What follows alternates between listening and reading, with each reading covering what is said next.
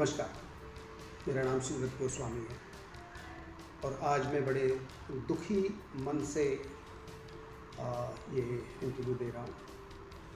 और जैसा कि आप जानते हैं कि हमारे बीच भारत कुमार नहीं रहे। श्री मनोज कुमार जो नायक हैं, डायरेक्टर हैं, स्क्रिप्ट राइटर थे, वो हमारे बीच नहीं रहे हैं। और ये एक बहुत बड़ी क्षति है देश की। देश के लिए क्षति इसलिए है कि वो अपनी फिल्मों के लिए जाने जाते थे और जो वो मेरे गॉडफादर हैं। एक छोटा सा बच्चा उनके पास चला गया, वो सिर्फ इसलिए चला गया कि वो गोस्वामी है, मेरे भी पीछे टाइटल गोस्वामी है। और जब मैं पहली बार उनके पास गया, मेरे मन में डर था, एक भय था कि हो सकता है वो इतने बड़े नेता, इतनी बड़ी शख्सियत, इतने बड़े हीरो, डायरेक्टर, फिल्म मेकर, तो मुझ जैसे अदना से आदमी को क्यों एंटरटेन करेंगे। लेकिन जब मैं गया तो जैसे ही नाम बताया, किसी नॉन के थ्रू गया था, जानने वाले के थ्रू गया था। वो उनके कजन हैं, बड़े भाई थे उनके, पुरुषोत्तम दास गोस्वामी, तो वो मुझे लेके गए। जब पहली बार जब मैं उनके सामने बैठा और जब मैंने उनको देखा तो सच में मेरे शरीर में एक कंपन सी थी और मुझे ऐसा लगता था कि मैं क्या उन्हीं के सामने बैठा हूँ, उन्हीं भारत कुमार के सामने बैठा हूँ। वो जो देशभक्ति फिल्में बनाते हैं, जो इतने बड़े जिनका नाम है, क्या मैं उनके सामने बैठा हूँ। लेकिन जब मेरी उनसे मुलाकात हुई तो मैंने उनसे ज़्यादा सहज कोई इंसान नहीं पाया। बड़ी ही विनम्रता से पूछा उन्होंने, What you want to do? इस बॉम्बे को जिसने भी जितना टाइम दिया है, बॉम्बे हमेशा उसका मल्टीप्लाई बाय 10 करके देती है। तो सबसे पहले रोटी कमाना सीख। रोटी जिस दिन कमाना सीख जाओगे बॉम्बे के अंदर, उस दिन आप कामयाब होगे। बस यही आप मानिए। और ये जो दिक्कतें हैं, परेशानियां हैं, जो ये चीज़ें हैं, डे बाय डे की जो प्रॉब्लम्स हैं, उनसे बात ही रहेंगी। और फिर उन्होंने एडवाइस किया कि आप फिल्म्स की बजाय आप टीवी इंडस्ट्री में जाओ, वहाँ पे शायद आपके लिए ज़्यादा बेटर रहेगा। और फिर एक प्रोडक्शन हाउस में उन्होंने मेरे को इंट्रोड्यूस कराया, जिनका नाम हरविंदर मलिक है। उनसे मेरे को इंट्रोड्यूस कराया। उस वक्त GTV पे और LTV पे काफ़ी प्रोग्राम्स आते थे, TV वगैरह। तो उस प्रोडक्शन हाउस में मैं जुड़ गया और मैं अपना वाकई में जो है रोटी कमाना आ गया था। मेरी अपनी लाइन कामयाबी मिलने लग गई थी। एक बार का मैं किस्सा सुनाता हूँ कि मैं उनके पास गया, उनका बर्थडे था और मैंने सोचा कि मैं उनके लिए बुके वगैरह लेके जाऊँ, उनको विश करके आऊँ। मैं गया, उनको विश किया, पैर छुए। उसके बाद मैं थोड़ा सा कुछ बेचैनी थी। उन्होंने पूछा, सूरत क्या बात है? मैंने कहा नहीं सर, बस मैंने सोचा कि आपको मैं विश कर दूँ। उसके बाद में मुझे कहीं शूट पे जाना है, मेरा किसी का इंटरव्यू प्लान हो रखा था, मुझे वहाँ पे जाना है। तो उन्होंने मुझे एक और सबक दी कि बेटे, काम से बड़ी ना कोई पूजा है, ना कोई धर्म है। अगर काम है तो पहले काम हो जाए। ये जो फॉर्मेलिटीज़ हैं ये सब होती रहती हैं। आप फ़ोन कर देते, विश कर देते, काफ़ी था। तो मुझे वाकई मेरे दिल को छू गई वो बात। ऐसे बहुत सारे किस्से जो उनके साथ हुए। हालांकि बहुत ज़्यादा उनके साथ इंटरेक्शन करने का मौका मुझे नहीं मिला, वो भी व्यस्त रहते थे अपने कामों में। फिर कुछ आहिस्ता आहिस्ता जो है उनकी शारीरिक कुछ प्रॉब्लम्स भी थी, वो अनहेल्दी थे। बट बहुत सारे किस्से हैं, लेकिन अब ना मैं वक्त नहीं लूँगा। लेकिन एक चीज़ मैं बताना चाहूँगा, जैसे कि अभी ये गाना चल रहा है, मेरे देश की धरती सोना उगले उगले हीरे मोती। बहुत सी चीज़ें वो शेयर कर देते थे कि देखो जैसे ये हल चला रहा है, ये एक्चुअल में ही उन्होंने हल चलाया। और वो कहते थे कि सूरत, मुझे जब तक मैं ये शूट किया कि तब तक मैं बिल्कुल किसानों वाली लाइफ जीता। तो ऐसे महान फिल्म मेकर की मैं बहुत सी चीज़ें हैं जो मैं बता सकता हूँ। और फिल्में देखने का नज़रिया चेंज हो गया था। एक उन्होंने किस्सा शेयर किया, क्योंकि मैं अक्सर उनसे ना क्यूरियोसिटी होती थी, मैं पूछता रहता जब भी मौका मिलता था। तो आप ये एक सीन देखिए, स्पेशली जो फिल्मों में डायरेक्शन करना चाहते हैं या फिल्म मेकिंग करना चाहते हैं, इस सीन को देखिए, एक सिंगल शॉट है, ये करीब करीब 1.5 से पौने 2 मिनट का सिंगल शॉट है, और वो खुद हीरो एक्टिंग भी करते थे और प्लस डायरेक्शन भी करते थे। सो बहुत ये आसान बात नहीं होती कि कैसे आप अपने कैमरामैन को डायरेक्ट करेंगे। अब इस सीन में देखना कि अभी एक्टिंग करने के बाद में वो ऐसे हाथ करते हैं एंड देन फिर कैमरा ऊपर पैन होता है, टिल्ट अप होता है। सो सिंपल सी बात है, वो एक्टिंग करते हुए डायरेक्शन करते थे, ये अपने आप में बहुत बड़ी बात थी, और वो जाने जाते थे बहुत बड़े बड़े और लंबे लंबे शॉट्स लेने के लिए। तो स्पेशली मैं क्रांति के इस गाने की मैं बात करना चाहूँगा, जिस गाने में काफ़ी लंबे लंबे शॉट्स हैं कि एक कैमरा कट ही नहीं होता है।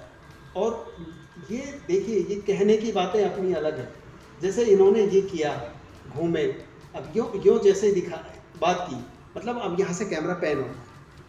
तो इस तरह की जो टेक्निकल चीज़ें वो हमें बताते थे, और हम सच में ही जितनी बार मुझसे उनसे बात करने का मौका मिला, बहुत कुछ सीखने को। वो अपने आप में एक फिल्मों की एनसाइक्लोपीडिया है, एक अलग ही तरह की। देखिए, सिंगल शॉट है, और it's not an easy task. ये देखने में ऐसा लगता है कि हाँ ठीक है बोल दिया, लेकिन जिस तरह से ट्रॉली जाएगी, और उस वक्त ट्रॉली होती थी, आजकल तो फिर भी डिजिटल का टाइम है, सिंगल टेक है। अब आप देख सकते हैं आप इसमें, तो जो भी डायरेक्शन करना चाहते हैं, जो सिंगल टेक और उन सब की अगर हम बात करें, तो इनसे बेस्ट जो है सिंगल टेक लेने वाला है। ये देखिए, अब ये कैमरामैन को ये डायरेक्शन थी कि आप कैमरा वहाँ लेके जाओ। सो सच में ही एक सदी का अंत है, एक ऐसे फिल्म मेकर का जो है, एक तरह से वो आज हमारे बीच में नहीं रहे, जो देशभक्ति की बातें करते थे, देशभक्ति के ऊपर ही अपनी जो है फिल्में बनाते थे।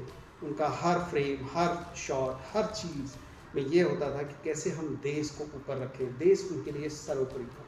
मुझे बड़ा दुख हो रहा है, और मैं एक तरह से काइंड ऑफ सदमे में, पूरी मीडिया बोल रही है और सब लोग जो है उनकी चर्चा कर रहे हैं। मुझे यही समझ में नहीं आ रहा कि मुझे कैसे रिएक्ट करना चाहिए। सच में मेरे लिए एक बहुत बड़ी क्षति है, और मेरा दुर्भाग्य है कि मैं 28 तारीख से लेके 27 तारीख से लेके और 30 तारीख तक मैं बॉम्बे था। मैंने उनके बड़े बेटे विशाल, जो मेरे रेगुलर टच में रहते हैं, विशाल गोस्वामी को मैंने कॉल भी किया, लेकिन उस वक्त वो कहीं बिजी थे। उन्होंने कहा सुनित, मैं अभी जो है थोड़ा रुक के कॉल करता हूँ और मैं आपको आई कॉल यू बैक। लेकिन किसी वजह से हम लोग नहीं बात कर पाए, दोबारा बात नहीं हो पा रही। मेरी बड़ी इच्छा थी कि मैं उनके दर्शन करूं, और हमेशा मैं जब भी उनको मैसेज करता था या कॉल करता था, मैं कहता था मेरे भगवान के दर्शन हो सकते हैं। बट मैं बड़ा मेरा दुर्भाग्य है कि मेरा लास्ट अंतिम दर्शन उनके नहीं हो पाए, और किसी वजह से मैं उनके अंत्येष्टि में भी मैं नहीं पहुंच पाया। लेकिन मेरी भावभीनी श्रद्धांजलि उनके लिए है, और मैं ईश्वर से प्रार्थना करता हूं कि वो इस सृष्टि में जहाँ भी उनकी आत्मा विचरण कर रही है, उनको भगवान उनको अपने श्री चरणों में जगह दे। और इस तरह की शख्सियत है कि उनका तो बनता है। तो मैं आपसे ऊपर वाले से प्रार्थना करूंगा, और आप सभी के माध्यम से उनकी आत्मा के लिए, शांति के लिए मैं वो करना चाहूँगा, दुआएं करना चाहूँगा। और क्योंकि वो साईं बाबा के बहुत बड़े भक्त रहे हैं, हर वक्त जो है साईं बाबा के पुजारी, और उनकी काफ़ी सारी, एक फिल्म भी आई थी सिटी के साईं बाबा, बहुत ही गज़ब की फिल्म थी। उसका भी एक किस्सा उन्होंने शेयर किया था कि कैसे वो बल्ब जलाते थे पानी डाल करके, वो सब सारा, वो सब चीज़ें। तो बहुत सी बातें हैं। और श्री मनोज कुमार जी के बारे में बात हो रही है, भारत कुमार के बारे में बात हो रही है, तो उनकी देशभक्ति फिल्मों के लिए जाने जाते हैं।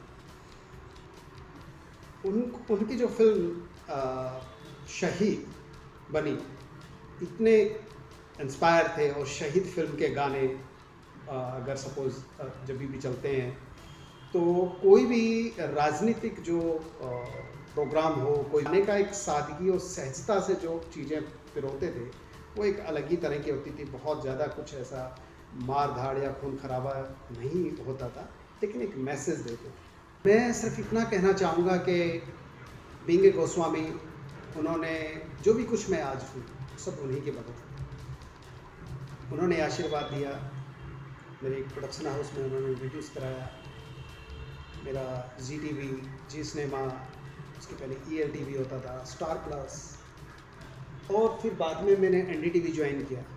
NDTV में मेरा सफ़र रहा करीब करीब 10.5 से 11 साल का, और अब मैं प्रोडक्शन हाउस चला रहा हूँ, उनका नाम है विंडसन मीडिया प्राइवेट लिमिटेड, जिसमें कि मैं हर तरह की डॉक्यूमेंट्री फिल्म, शॉर्ट फिल्म सब बनाता हूँ। तो जो भी कुछ आज मैं हूँ, सच पूछूँ तो मैं अपने शब्दों में बयान नहीं कर पाऊँ, मैं उनका ऋण मैं नहीं चुका पाऊँगा, मैं किसी भी तरह से ऋण नहीं चुका पाऊँगा। उन्हीं का आशीर्वाद रहा, और गोस्वामी होने के नाते गोस्वामी समाज के लिए भी हमेशा समर्पित रहते थे। किसी भी तरह के प्रोग्राम्स होते थे, क्योंकि अस्वस्थ थे, ज़्यादा आ जा नहीं पाते थे, तो काफ़ी सारे प्रोग्राम्स में उन्होंने मेरे थ्रू अपना मैसेज भिजवाया, अपना लेटर भिजवाया कि ये देखिए मेरी तरफ से गोस्वामी समाज के लिए। तो वो मेरे समाज के लिए भी बहुत समर्पित रहते थे, हर वक्त चिंता करते थे और समाज की बात करते थे। एक बार का मैं किस्सा सुनाना चाहूँगा कि एक बार मैं उनके घर पे गया हुआ था, तो उन्होंने एक माला डाली हुई घर में, जिसमें उन्होंने अपने परदादा, दादा, मदर, उन सबका जो है फ़ोटो लगा करके एक माला डाली हुई थी पूरी घर में। तो क्या सूरत, ये मेरी वंशावली थी, और वो बड़ा मान सम्मान करते थे, और समाज के लिए और अपने परिवार के लिए वो कहते थे बुज़ुर्गों का जो आशीर्वाद है वो बहुत ज़रूरी होता है, और मैं आज जो भी कुछ हूँ बुज़ुर्गों के आशीर्वाद की वजह से हूँ। उन्होंने ऐसा कहा, और वहीं से कुछ इस तरह के संस्कार मिले कि मैं उनके हर एक शब्दों पे कोशिश करता हूँ कि मैं खरा उतर सकूँ। उन्होंने मुझे जब भी मुलाकात हुई, एक बार यहाँ दिल्ली में मुलाकात हुई, इंडिया गेट के पास उनका फ्लैट है, वहाँ पे मैं गया, उनके बड़े साहबजादे अपने विशाल गोस्वामी जी साथ में, उनसे मैं मिलने गया। तो ऐसे कुछ बात कहा कि मैंने कहा जी मैं तो एक ज़र्रा था, और आपने जो है इतना आशीर्वाद दिया, जिसकी वजह से मैं चैनल पे बैठा हुआ हूँ, NDTV के साथ काम कर रहा हूँ, सबके साथ में काम कर रहा हूँ। उन्होंने कहा सूरत, मैं आज भी एक ज़र्रा ही हूँ, हर इंसान एक ज़र्रा होता है, कभी भी इंसान को ये नहीं समझना चाहिए कि वो बहुत कुछ कर गए। इतने सरल व्यक्तित्व के वो इंसान थे, और बड़ी अपनी सादगी से बातें करते थे, सादगी से अपनी सब सारी चीज़ों को रखते थे। सादगी उनकी फिल्मों में भी दिखी, सादगी उनके जीवन में भी दिखी, लेकिन जहाँ पे लगे कोई अपनी बात कहनी है तो अपनी मजबूती के साथ जो है वो बात करते थे। भले ही वो शारीरिक रूप में हमारे बीच में नहीं रहे, लेकिन उनकी यादें हमेशा देश दुनिया याद रखेगी। फिल्म मेकर्स उनसे प्रेरणा लेते रहेंगे, और जैसा कि आप देख सकते हैं पूरा बॉलीवुड उनकी अंत्येष्टि में शामिल हुआ। ये बहुत बड़ी बात होती है कि मेरे ख्याल से बॉलीवुड का कोई ऐसा नहीं होगा कि जो वहाँ पे नहीं पहुँचा अगर वो प्रेजेंट थे तो अंत में मैं सिर्फ इतना कहना चाहूँगा कि ऐसी विभूतियाँ मरती नहीं। जब तक ये सृष्टि रहेगी तब तक उनके गाने बजते रहेंगे इसके ऊपर, इस धरती के ऊपर, इस हिंदुस्तान की धरती के ऊपर। हर बच्चा उनको याद रखेंगे। वो अमर है, एक तरह से वो अमर है। अगर मैं सच कहूँ तो उनकी जो एक्टिंग, उनकी जो अदाकारी, उनकी जो फिल्म मेकिंग है, वो एक एनसाइक्लोपीडिया की तरह हमेशा रहेंगे। और मैं पूरे देश की तरफ से और पूरे मेरे गोस्वामी समाज की तरफ से मैं प्रार्थना करूँगा कि भगवान उनको अपने श्री चरणों में स्थान दे। बॉलीवुड गमगीन है, पूरा देश गमगीन है, और मेरे समाज में भी एक शौक की लहर छाई हुई है। मैं अपने समाज, गोस्वामी समाज की तरफ से और पूरे हिंदुस्तान की तरफ से उनके बेहाफ से मैं ऊपर वाले से प्रार्थना करूँगा कि भगवान अपने श्री चरणों में उनको स्थान दे, उनकी आत्मा को शांति दे, और वहाँ जहाँ पे भी उनकी आत्मा है वो शांति से विचरण करे। और प्रार्थना रहेगी एक और कि उनको वापस से भारत कुमार के रूप में इस धरती पे अवतरित करें, जिस पूरे परिवार को शक्ति दे इस दुख से उभरने के लिए। और मैं अपने परिवार, जो गोस्वामी समाज और देश की तरफ से उनकी आत्मा के लिए और शांति के लिए प्रार्थना करता हूँ। Thank you.